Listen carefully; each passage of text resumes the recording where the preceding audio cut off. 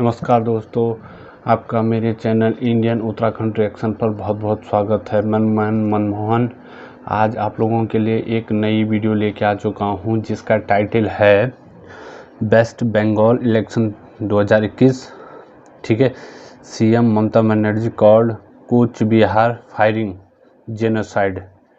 ठीक है, तो ये जो है स्टडी आईक्यू वालों की वीडियो है, तो हम वीडियो को देखते हैं और मेरे चैनल को ज़्यादा से ज़्यादा सब्सक्राइब करें, लाइक करें, कमेंट करें और बेल के आइकन को भी हिट करें ताकि आपके पास नोटिफिकेशन आते रहें। और इनके चैनल और ये ओरिजिनल वीडियो का लिंक भी डिस्क्रिप्शन बॉक्स में है, तो इनके चैनल के को भी लाइक करें, इनके वीडियो को भी देखें।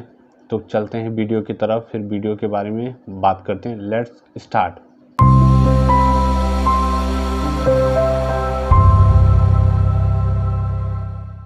In West Bengal, Mamata Banerjee called it a genocide।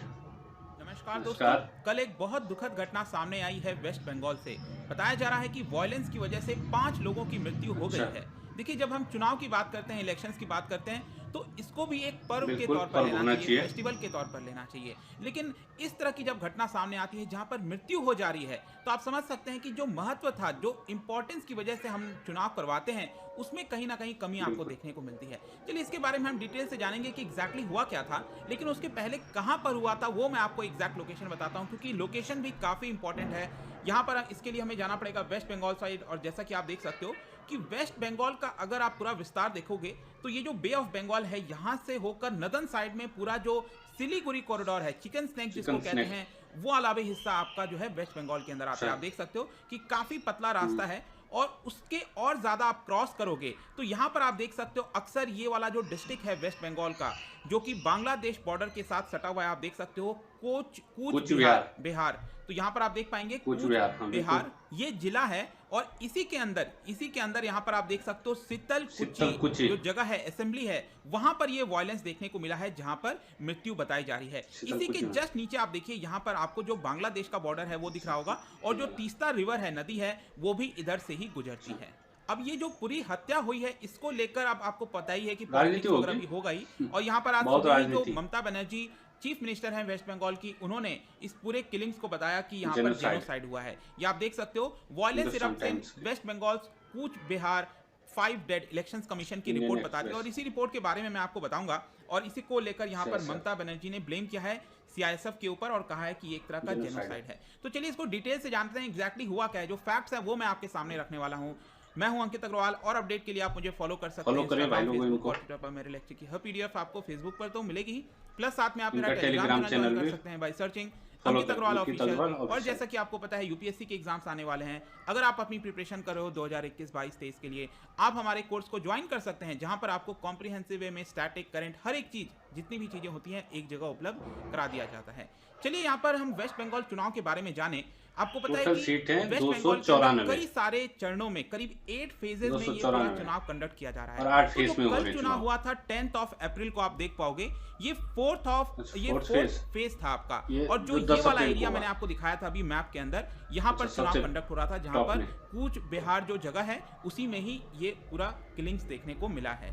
तो एग्जैक्टली हुआ क्या, शीतल कुची असेंबली कॉन्स्टिट्यूएंसी है, ये ध्यान रखिएगा, जहां पर 5 कैजुअलिटीज बताई जा रही है। अब देखिए, ये जो 5 कहीं पर आप देखोगे तो 4 डेथ बताया जा रहा है। इसका रीजन ये है कि एक जो डेथ हुई है, एक मृत्यु हुई है, वो दूसरे कारण से हुई है। यहाँ पर 18 साल का एक लड़का था, फर्स्ट टाइम वोटर, उसकी यहाँ पर मृत्यु हो जाती है। और एक दूसरा इंसिडेंट हुआ था जहां पर 4 लोगों की मृत्यु हुई थी। जहां तक पहला इंसिडेंट का सवाल है, तो जैसे ही कल यहाँ पर 44 कॉन्स्टिट्यूएंसीज में वोटिंग स्टार्ट हुआ, 1 घंटे के अंदर 8 बजे के करीब बताया जा रहा है, शीतल कुची असेंबली सीट पर ही जो पर्सन था, जो लड़का था 18 साल का आनंद बर्मन, उसकी यहाँ पर हत्या हो जाती है। आपस में लोगों में कुछ हुआ होगा, मतलब ये वाला जो हत्या था बेसिकली सीआईएसएफ के द्वारा, यहाँ पर कोई गोली वगैरह नहीं चलाई गई थी, तो ये अलग है उससे। तो एक इंसिडेंट यहाँ पर ये होता है, और इसी को लेकर बीजेपी और टीएमसी के बीच में जो है झगड़ा हो जाता है। बीजेपी का कहना है कि यहाँ पर जो बर्मन था वो हमारे पार्टी का सपोर्टर था, और टीएमसी के सपोर्टर्स ने उसको मारा है। और टीएमसी का कहना है कि खुद बीजेपी के जो सपोर्टर्स हैं, उन्हीं के द्वारा बर्मन को मार दिया गया है। और इसी को लेकर जो बूथ नंबर 285 है, उसके पास काफी ज्यादा क्लैश देखने को मिला था दोनों पॉलिटिकल पार्टीज के बीच में। तो एक तो ये इंसिडेंट हो गया। लेकिन जो सबसे इंपॉर्टेंट हुआ था, जहां पर 4 लोगों की मृत्यु हुई थी, वो सेकेंड इंसिडेंट था। यहां पर आप देख सकते हो कि जो सेंट्रल हमारी फोर्सेज हैं जो तैनात रहती हैं पोलिंग बूथ वगैरह पर, उनके ऊपर अटैक किया गया और रिटेलिएशन में यहां पर उनके द्वारा फायर किया गया, जिसकी वजह से 4 लोगों की मृत्यु बताई गई। तो सेंट्रल फोर्सेस कई प्रकार के होते हैं, तो यहां पर हम बात कर रहे हैं सेंट्रल इंडस्ट्रियल सिक्योरिटी फोर्स, जो कि वहां पर जो बूथ नंबर 126 है मौजूद है। तो यहां पर क्या है कि इलेक्शन कमीशन का रिपोर्ट आया, तो इस रिपोर्ट के बारे में मैं बता रहा हूं कि एग्जैक्टली हुआ क्या है, क्या क्या यहां पर प्रकरण हुआ है। तो इस रिपोर्ट में ये बोला गया सबसे पहले कि ये जो बूथ है, बूथ नंबर 126, वहां पर सुबह से ही चीजें स्मूथली चल रही थी, वोटिंग वगैरह हो रहा था, कोई प्रॉब्लम नहीं था। फिर यहाँ पर एक लड़का था जिसका नाम है मानिक मोहम्मद, ठीक है, वो थोड़ा सा बीमार था और वो पोलिंग बूथ के पास में ही था रुका हुआ। तो ऑब्वियस सी बात है, जब वो पोलिंग बूथ के पास होगा तो जो सीआईएसएफ के पर्सन्स हैं वो इंक्वायर करने जाएंगे। तो वो लोग वहां पर देखने गए और देखा कि 2-3 महिलाएं जो हैं वो उसका ख्याल रख रही हैं, क्योंकि उसका तबीयत ज़्यादा बिगड़ गया था थोड़ा सा। तो सीआईएसएफ के जो पर्सनल हैं उन्होंने जेस्चर दिखाते हुए कहा कि हम आपकी कुछ मदद कर सकते हैं, यहाँ पर अगर पास में कोई हॉस्पिटल है तो हम अपनी गाड़ी से उसको छोड़ाएंगे। मतलब ऐसा यहाँ पर सीआईएसएफ के पर्सनल ने किया, उनसे बोला ऐसा करके। लेकिन क्या होता है, इसी बीच में एक मिसअंडरस्टैंडिंग हो जाती है। वहाँ पर क्या होता है कि कुछ लोकल पीपल जो हैं वो जमा हो जाते हैं धीरे धीरे, और उनको लगता है सीआईएसएफ को देखकर कि सीआईएसएफ के पर्सनल ने उस लड़के को मारा है। मतलब आपको सोचिए, यहाँ पर उल्टा हो जाता है कि जो मानिक मोहम्मद है उसको सीआईएसएफ के पर्सनल ने ही मारा है, ऐसा वहाँ के कुछ लोग ऐसा सोचने लगते हैं। इसी को देखते हुए वो लोग हल्ला मचाने लगते हैं। फिर करीब 300 से 350 जो विलेजर्स हैं आसपास के, वो धीरे धीरे इकट्ठा होने लगते हैं। उसमें से कुछ महिलाएं होती हैं जो घर के सामान वगैरह होते हैं उसको भी उठाकर ले आती हैं मारने के लिए। और इस पूरे मिसअंडरस्टैंडिंग के बीच क्या होता है कि जो मॉब था, पूरा एक तरह से भीड़ थी, उसने सीआईएसएफ पर्सनल के ऊपर अटैक करना स्टार्ट कर दिया। आगे चलकर उस पूरे कुछ लोगों को जो है यहाँ पर डिटेन किया गया है, उनके पास कुछ हथियार वगैरह पाए गए थे।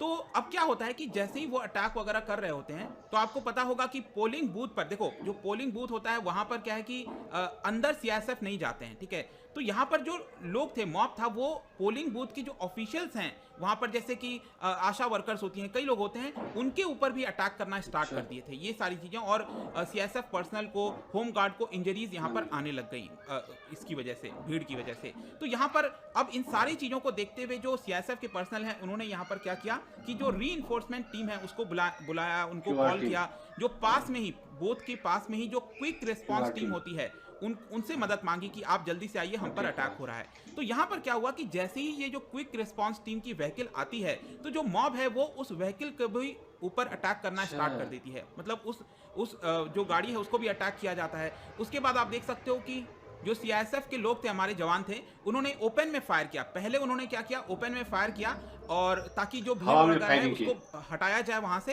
ताकि हिंसा का रूप ना ले ले। लेकिन यहाँ पर ओपन में फायर करने के बावजूद जो भीड़ है वो मान नहीं रही थी, और बाद में चलकर कोई भी ऑल्टरनेटिव नहीं बचा था। जो सीआईएसएफ के पर्सनल हैं उनको लग रहा था कि अब उनकी जान खतरे में है, और ईवीएम वगैरह मशीन को तोड़ना स्टार्ट कर दिया जा सकता है। इन सारी चीज़ों को देखते हुए यहाँ पर जो सीआईएसएफ के पर्सनल हैं उन्होंने जो है फिर डायरेक्टली लोगों के ऊपर फायर किया, और इन सभी चीज़ों की वजह से 4 लोगों को बुलेट्स लग गई, जिनको जो है हॉस्पिटल ले जाते वक्त उनकी मृत्यु हो जाती है। इसके अलावा 7 लोगों की और इंजर्ड हो जाते हैं इन सभी चीज़ों के बीच।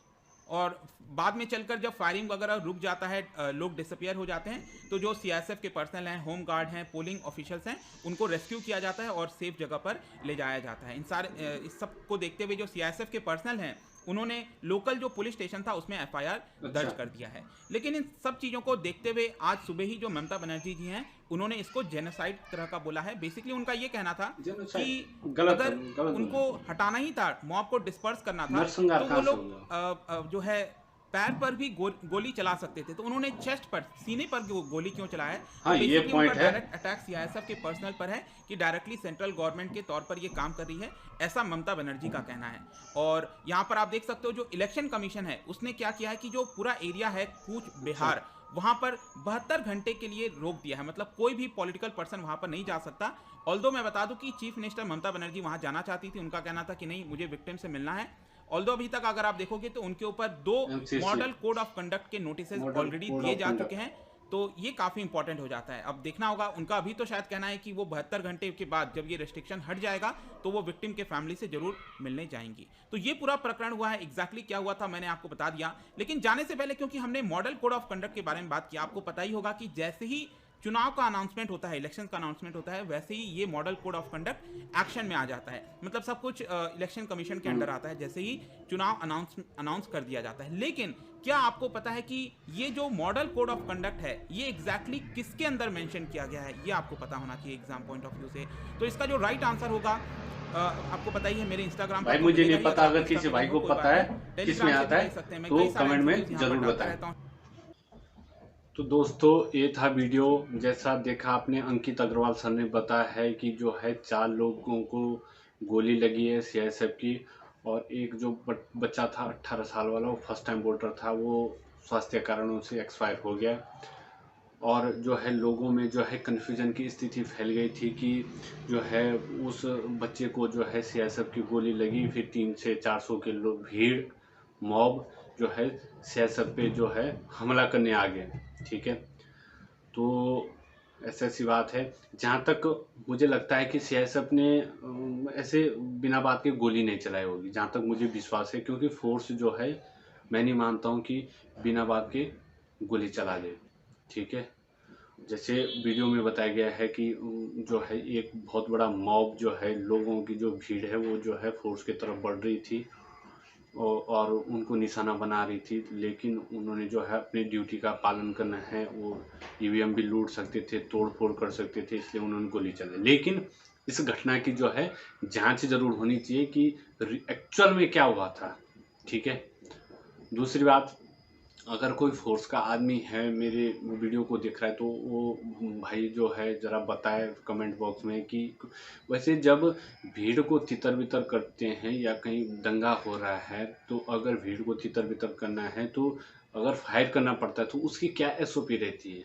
जहाँ तक हमने सुना कि सबसे पहले जो है हवाई फायर किया जाता है, उतने के बाद अगर भीड़ नहीं हटती फिर ज़मीन में फायर किया जाता है, फिर भी नहीं हटती तो टांगों पे निशाना बनाया जाता है, फिर भी नहीं हटती फिर कमर के ऊपर जो है गोली चलाई जाती है, जैसे छाती में वगैरह वगैरह। तो अगर कोई फोर्स का भाई है तो हमें ज़रूर बताएं।